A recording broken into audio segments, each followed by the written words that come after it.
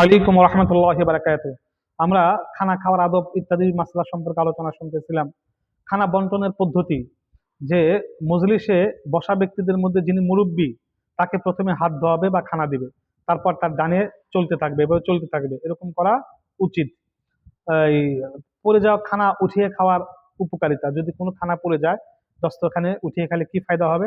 1 নম্বর, খানা ও রিজিকের মধ্যে বরকত এবং প্রশস্ততা আনবে।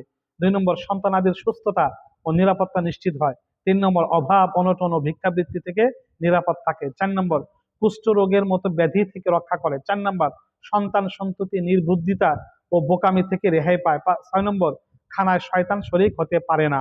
এই জন্য খানা যদি পড়ে যায়, সেটা যদি পরিষ্কার জায়গায় দস্তরখানের উপর পড়ে, সে খানা ধুয়ে হোক বা ধোয়া হোক, আমরা সে খানা যদি খাই এই উপকারগুলো হবে। এবং একসাথে খানা খাওয়ার অনেক ফজিলত ইতিপূর্বে ভিডিও আমরা আলোচনা শুনেছি, যে একসাথে খানা খাওয়ার কত ফায়দা। খানা বন্টনের পদ্ধতি, যদি কখন কোনো ফল আপনার কাছে আসে, তো বছরের প্রথম ফল, বা বাড়িতে আপনি যখন ফল মূল নিয়ে যাবেন, আপনার বাড়ির যে ছোট বাচ্চা, বিশেষ করে কন্যা সন্তান যদি থাকে, কন্যা সন্তান থেকে আগে দেওয়া শুরু করবেন, বা প্যাকেটটা কন্যা সন্তানের হাতে দিবেন। এইভাবে খানা বন্টন করার পদ্ধতিও আল্লাহ রসুল আমাদেরকে শিক্ষা দিয়েছেন।